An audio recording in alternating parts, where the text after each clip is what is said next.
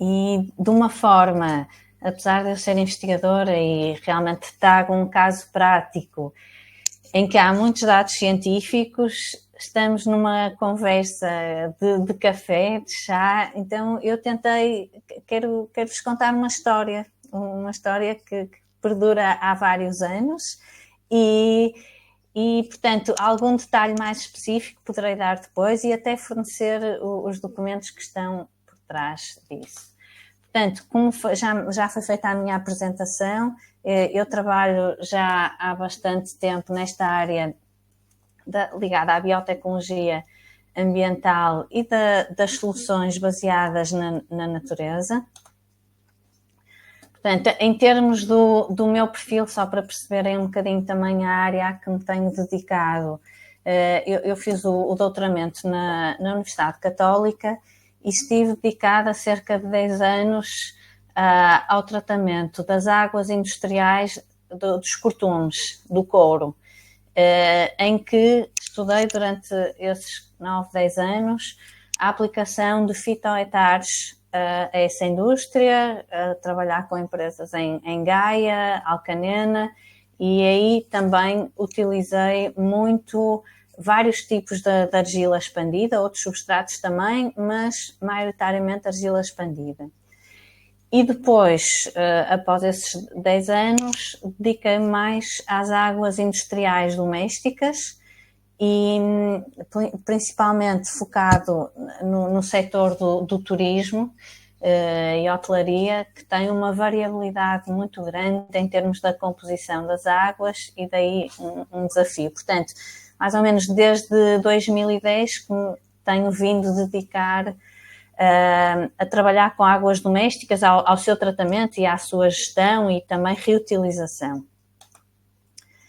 Portanto, esta apresentação vou fazer um pequeno enquadramento, irei depois falar um bocadinho do que são fitoetares, ou leitos de plantas, aplicadas ao tratamento da água e, então, o caso de estudo, um caso prático, à escala real, que trago hoje para partilhar.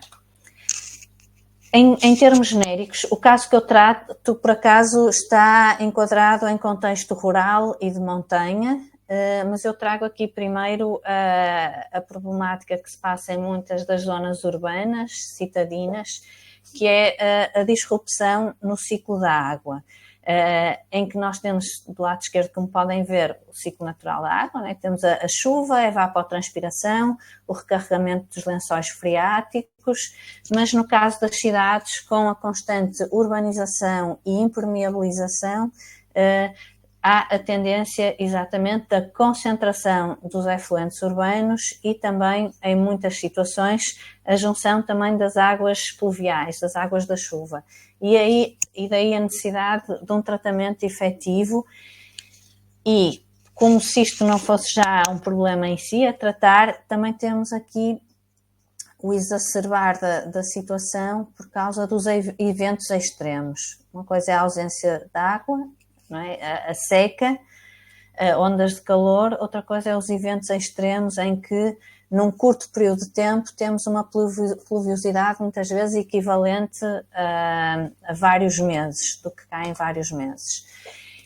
E por isso é que eu trouxe também aqui esta imagem, que temos a abordagem convencional e agora a grande tendência que não é tendência, porque isto já está a acontecer a nível europeu, a nível internacional, e eu tenho bastante experiência também na Ásia, já bastante evoluída estas soluções e incorporação nas cidades. Porque nós hoje vamos falar de uma tecnologia que utiliza a argila expandida, mas há outras soluções que também podem ter essa abordagem. Então, a proposta, exatamente para fazer face aos desafios da atualidade e que muitos programas de apoio a nível europeu de financiamento têm vindo a ser lançados para as cidades, para a resiliência das cidades, mas também dos territórios, zonas periurbanas e zonas rurais, porque os problemas são diferentes, mas também muito centrado na qualidade e disponibilidade da água. Então temos a proposta desta cidade, também por trás a parte da economia circular, porque temos que aproveitar todos os fluxos de recursos a acontecer na cidade, porque nós muitas vezes vemos as cidades como centros de problema, centros de poluição, impermeabilização, é a concentração dos problemas. Mas, na verdade, podemos vê-las como centros com grande potencial, porque muitas vezes os municípios conseguem ter regulamentação e regulação própria, conseguem juntar pessoas, agregar, estabelecer consórcios colaborativos, liderar pelo exemplo. Portanto, há muitos problemas, mas também é nas cidades que surgem muitas das soluções e de amplificar também estas tecnologias. Então, este é um cenário que parece idílico, mas já está a acontecer em muitas cidades, que é a incorporação das chamadas agora soluções baseadas na natureza, desde coberturas verdes, jardins verticais, jardins pluviais, lagos, fitohectares, e daí ajudar com os serviços dos ecossistemas, os serviços que estas soluções providenciam. Os serviços dos ecossistemas são os serviços que de graça nós obtemos destas soluções. Sumidores de carbono, produtores de oxigênio, de alimento, depuração de águas, entre muitos outros, e por isso é tão importante fazer esta descentralização e conseguirmos amplificar o efeito destas soluções. Mas, na verdade, aqui do lado esquerdo vemos a infraestrutura cinzenta, mas, na verdade, ela não pode desaparecer e é muito importante. Aqui o importante é a complementarização da infraestrutura verde com a infraestrutura cinzenta para termos uma maior flexibilidade de resposta aos desafios atuais, principalmente da água.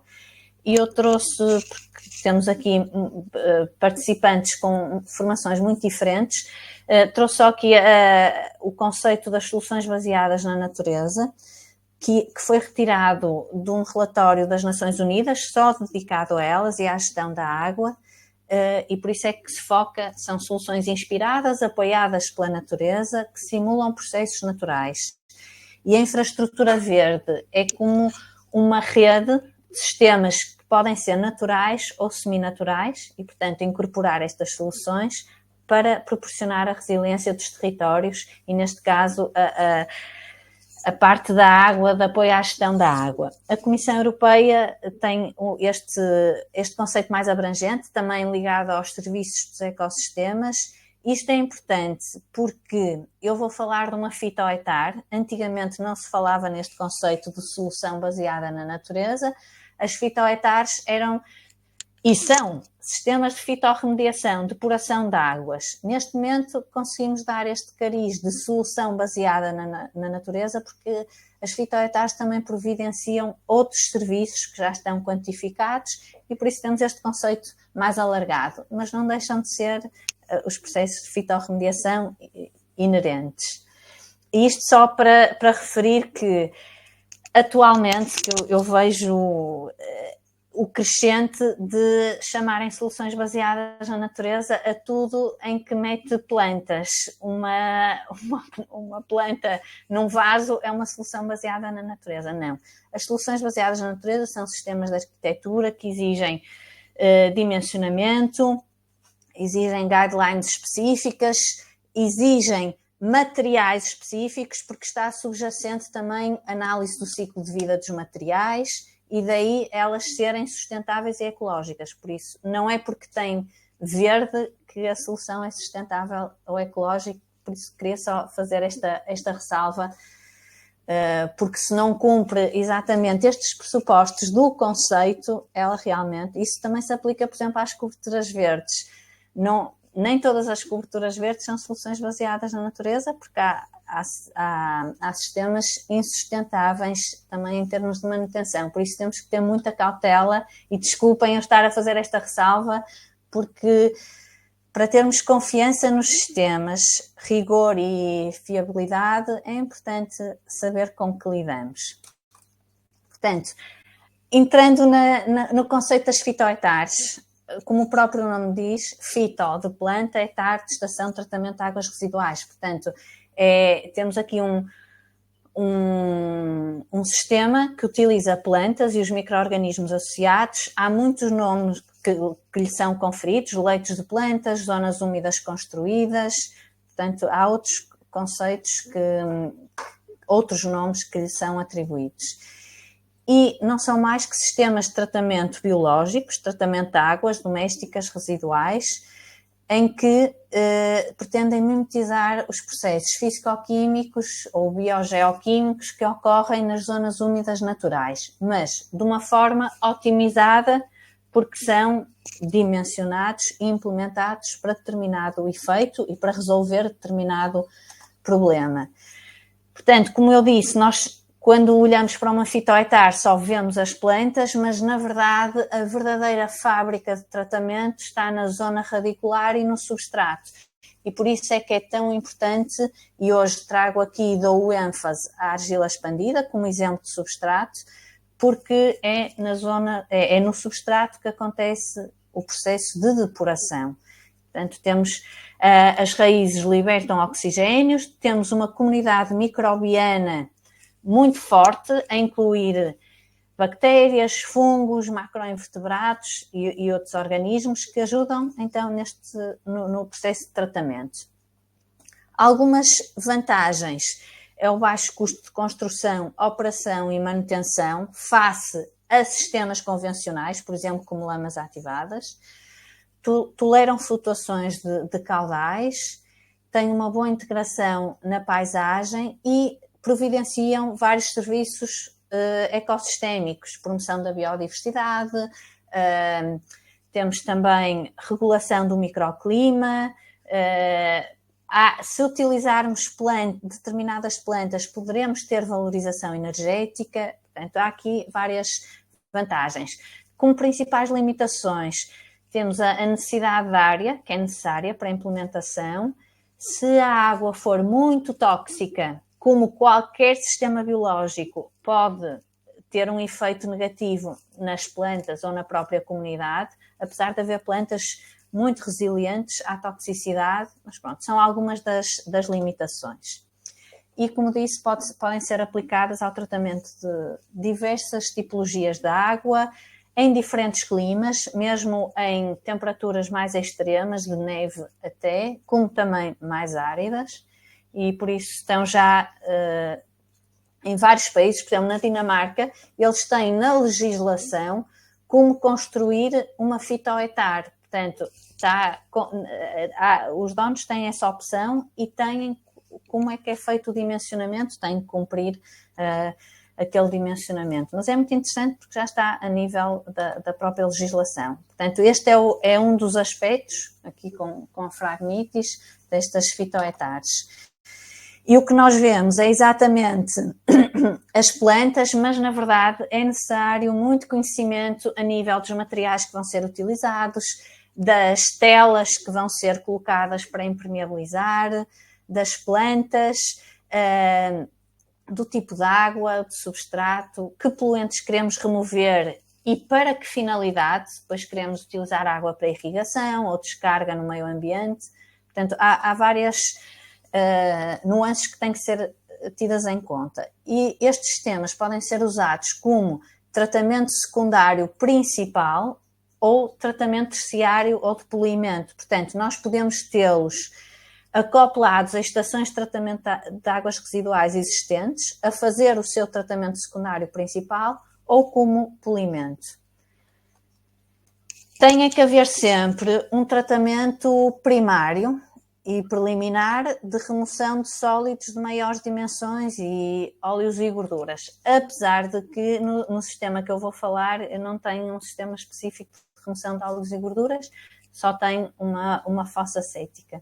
Mas nós já iremos ver em mais detalhe. Portanto, este é o aspecto, um corte transversal, é um tanque escavado. Este fluxo é o subsuperficial horizontal, portanto, a água está abaixo da superfície, mas nós vamos ver isto em mais detalhe. Portanto, esta indicação de ser necessário 5 metros quadrados de leito de fitoetar, de leito de tanque, por pessoa conectada, é uma indicação, porque depende muito do tratamento que tem anteriormente.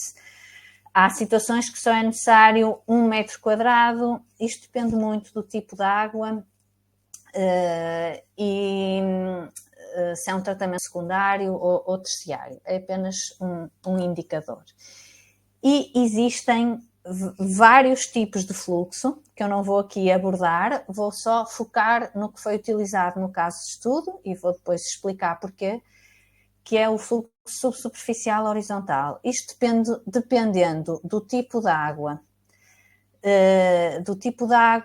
do local onde queremos implementar, do nível de toxicidade, podemos escolher diferentes fluxos. Eu uma vez estive numa palestra em que estavam a comparar também estas fitoetares com o sistema de ilhas flutuantes. Não é comparável e não é desejável que se faça essa comparação, porque na verdade elas vão dar respostas a situações diferentes. Portanto, eu também trabalho com ilhas flutuantes para tratamento de águas, mas têm propósitos e efeitos diferentes. Portanto, as plantas que normalmente são utilizadas são plantas emergentes, com um sistema radicular muito interessante, as macrófitas, que têm uma capacidade muito grande de levar oxigênio em profundidade e, portanto, elas crescem em extensão horizontal, mas também na vertical. E assim conseguimos assegurar uma boa cobertura do leito. Portanto, aqui na seleção das plantas, o importante é que não sejam plantas invasoras, que sejam plantas nativas, no caso de Portugal, podem ser usadas também plantas ornamentais, mas têm que ser plantas aquáticas ou que gostem da água, porque têm que ter essa capacidade de depuração. E aqui são alguns dos exemplos que também podemos ver na própria natureza, nas zonas úmidas naturais. Então, este sistema subsuperficial horizontal é um tanque com um substrato e a água funciona em contínuo, porque o vertical é em bates, é intermitente, portanto, este funciona em contínuo, a água entra e depois aqui na zona final temos uma caixa de visita onde controlamos a altura e, portanto, a água está sempre abaixo da superfície. Neste caso, porque é que era importante? Porque era uma água doméstica, ainda a realizar tratamento secundário, ainda tinha questões de saúde pública, porque água doméstica temos também a carga microbiana, possíveis patogénicos, coliformes, então não queremos que haja contacto com animais e pessoas, e nem que haja maus cheiros. Portanto, o fluxo é subsuperficial. Este é um exemplo até em Alcanena, este é da indústria dos cortumes, que também usou argila expandida com diferentes espécies de plantas. E antes de entrarmos no caso, eu queria só dar este exemplo, porque estes leitos que eu vos estou a mostrar são retangulares, mas na verdade este sistema tem uma flexibilidade muito interessante e por isso é que trouxe este exemplo aqui específico, que em 2004, quando houve o tsunami na Tailândia, a estação de tratamento de águas residuais ficou destruída. Eu não trabalhei com este estudo específico e podem consultar na literatura que está disponível, mas eu achei interessante trazer, porque como não havia, em termos financeiros, capacidade de implementar uma estação de tratamento convencional, a abordagem foi a introdução de vários leitos de plantas, fitoetares, mas em forma de borboleta e de flor. Portanto, isto é um sistema híbrido, que tem um fluxo vertical, horizontal, superficial, mas que também tem um enquadramento paisagístico muito interessante. Portanto, eles têm um sistema para remover os sólidos primeiro, óleos e gorduras, e depois todo o sistema biológico é feito por esta grande fitoetar. Portanto, está na literatura e poderão ver mais detalhes, mas achei interessante para perceberem que realmente isto também é possível, não aplicar só a uma casa ou uma pequena comunidade, mas também a uma escala maior. Este é outro sistema híbrido no Reino Unido, depois pode-se dar um enquadramento paisagístico muito, muito interessante. Só aqui à parte que sai fora da classificação normal, é este sistema de salgueiro, que é zero descarga, portanto tem uma entrada mas não tem saída, e é o único sistema que usa solo. Todos os outros não podem usar solo como substrato, por isso é tão importante que haja uma boa hidráulica, e o caso da argila expandida é realmente um substrato muito interessante. Este aqui usa solo, mas tem uma hidráulica diferente e utiliza salgueiros e baseia-se no corte intensivo dos salgueiros para absorção da água e tratamento. Pronto, era só aqui um caso que eu achei interessante, porque é zero descarga. Entrando no caso de estudo que vos trago hoje, este estudo começou em 2010, e começou na Universidade Católica, na Escola Superior de Biotecnologia, com a Universidade de Aarhus, na Dinamarca, em colaboração.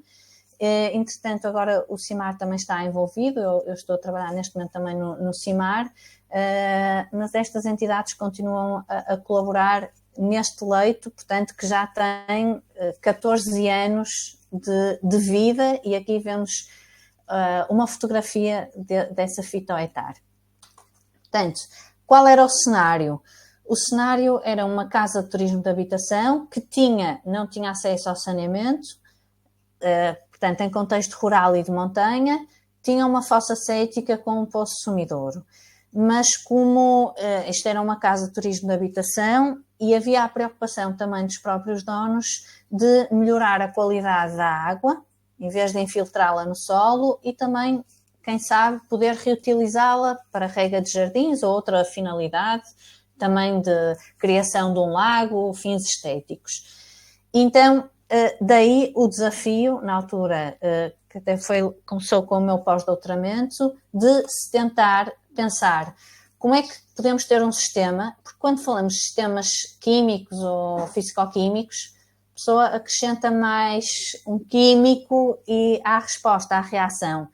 Quando falamos de tratamentos biológicos, é a natureza que tem que dar a resposta. Então, aqui há uma flutuação muito grande da ocupação da casa, entre 6 a 40 pessoas, mas às vezes podia haver 100 pessoas.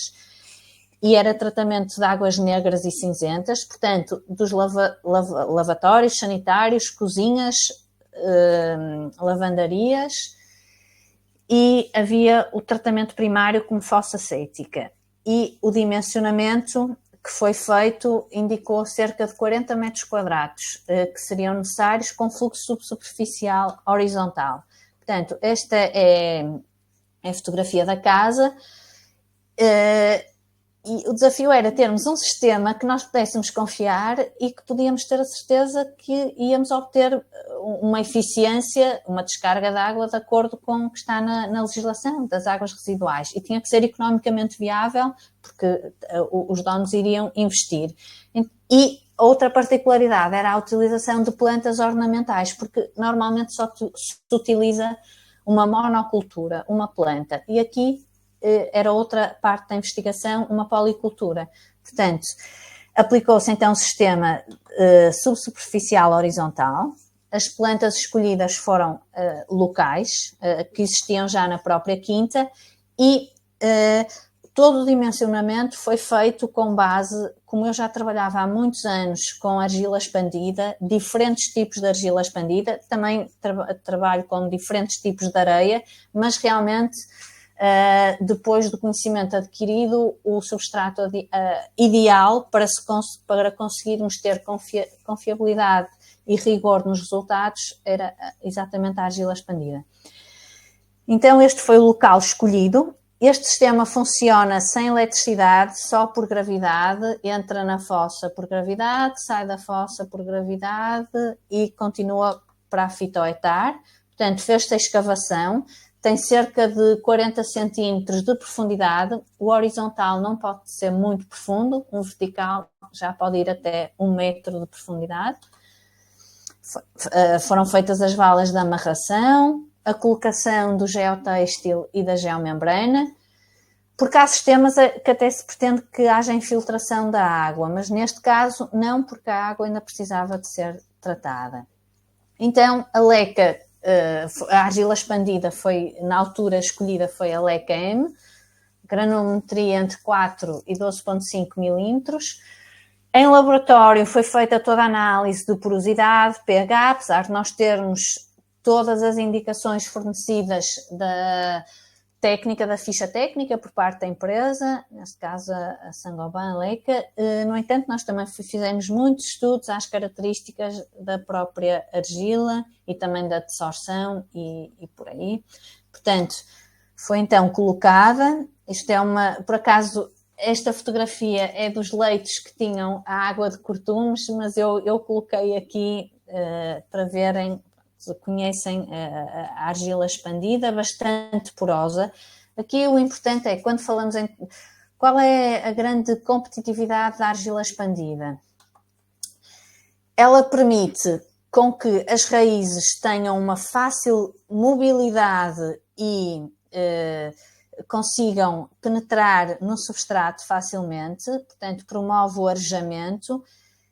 E como são bastante porosos, os grânulos permitem que haja um desenvolvimento de biofilme. E quanto mais biofilme temos, mais área de tratamento útil temos. Então conseguimos aqui também uma amplitude nessa área. Portanto, esta é a visão antes da colocação das plantas. Há uma caixa de visita à entrada, que está aqui, e a outra à saída. Colocação das plantas, cerca de 3 pés por metro quadrado, policultura, isto foi já no verão de 2010. Não é a altura ideal para se colocar as plantas, mas era a altura que tinha que ser e que era possível, então avançou-se. Mas sempre possível, a pessoa adapta também aos ciclos das plantas. Portanto, e agora temos o desenvolvimento ao longo do tempo, como temos uma policultura, o próprio leito assume diferentes cores e formas, portanto é sempre o mesmo sistema. Isto é como se fosse um jardim, o substrato com argila expandida, e o que é que acontece? As plantas crescem muito mais rapidamente que um jardim normal, porque elas vão se alimentar do que está na água, dos nutrientes, da matéria orgânica que estão na água. Aqui outro enquadramento. Depois é necessário 2 a 3 vezes por ano, conforme a necessidade, fazer o corte, a manutenção das plantas, que são as próprias pessoas da quinta que foram formadas para, quando necessário, fazer o corte, e depois o material vegetal é utilizado para compostagem. As flores podem ser utilizadas para decoração da casa. E aqui vemos a integração muito interessante na paisagem, e também é um local pedagógico, porque há muitas escolas que vêm visitar a Fitoetar e também hóspedes que se interessam pela parte de um turismo mais ecológico, sustentável e que tem este sistema de tratamento de águas. A nível científico, o que temos vindo a fazer ao longo dos anos é monitorização da água, das comunidades, conhecer muito bem que comunidades é que habitam o substrato, seja parte de fungos, bactérias, macroinvertebrados. Temos aqui o tritão numa das caixas, que é bom sinal, porque é um bioindicador da qualidade da água. E agora estamos a fazer quantificação destas espécies para conseguirmos quantificar os serviços dos ecossistemas em termos monetários. Depois de tratada a água, é encaminhada para um pequeno charco em que depois pode ser reutilizada, e temos então vários serviços aqui associados. Só para terem um bocadinho de ideia, eu não vou falar da parte dos estudos, mas se tiverem depois interesse, na verdade, tanto estudos de toxicidade como aqueles que eu referi que a própria Fitoetar interfere no microclima, foi os estudos de termografia com infravermelhos foram feitos, parte de segurança alimentar, resistência a antibióticos, a parte da microbiologia, muitos estudos já foram feitos, este é aqui a parte da qualidade da água, em que temos remoções muito interessantes da parte de matéria orgânica, azoto e fósforo, e também dos coliformes, cerca de 90%, há aqui umas variações, mas temos uma eficiência muito interessante, e este trabalho também já está publicado, e estes são alguns exemplos de outros. Portanto, na verdade, a parte depois de interação com a comunidade também é muito importante divulgar para perceberem que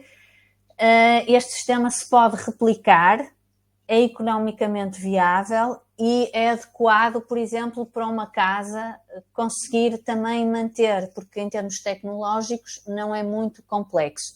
No entanto, a parte do dimensionamento é extremamente importante, porque no passado houve muitas fitohectares que foram construídas com solo no substrato ou areia de baixa granulometria. O que é que aconteceu?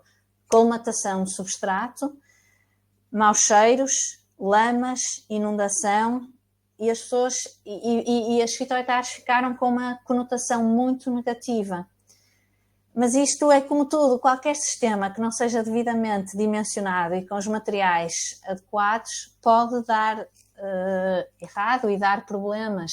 Portanto, por isso é que é importante também este desenvolvimento do conhecimento, a colaboração entre entidades, e eu agradeço imenso à Leca e à Saint-Gobain, porque, na verdade, estiveram sempre disponíveis para, sem influenciar de forma nenhuma e independentemente do resultado que saísse, indicar materiais, também dar sugestões e foram um bom parceiro ao longo destes anos, também a nível de chegar às soluções. Isto era uma visão animada do mundo em movimento, porque na verdade nós precisamos de equipas multidisciplinares com conhecimentos ligados à microbiologia, à botânica, à engenharia civil, hidráulica e outras especialidades para os sistemas funcionarem. E porque no caso da argila expandida, na verdade eu também tenho trabalhado com ela noutras áreas, também aplicada às coberturas verdes, e é muito interessante também essa aplicação, mas hoje o caso de estudo que quis trazer, porque na verdade já tem 14 anos de história, foi este, para partilhar que é possível termos soluções de baixa tecnologia e com materiais muito interessantes, e como disse, nunca foi necessário. A única situação que foi necessário intervir foi uma vez que a fossa cética encheu, mas isso foi por não haver manutenção da fossa cética e que houve alguma lama que entrou na fitohectare numa fase inicial. Mas mesmo aí foi muito fácil de fazer uma limpeza, portanto, porque a argila é leve, não é reativa e, portanto, mesmo aí foi muito fácil de intervir com um acidente que aconteceu, que não teve nada a ver com o substrato da própria fitohectare. Portanto, eu deixo aqui os meus contactos e espero que também, se tiverem disponibilidade e se quiserem visitar a fitohectare ao vivo em Ponte Lima, também há essa possibilidade. Muito obrigada.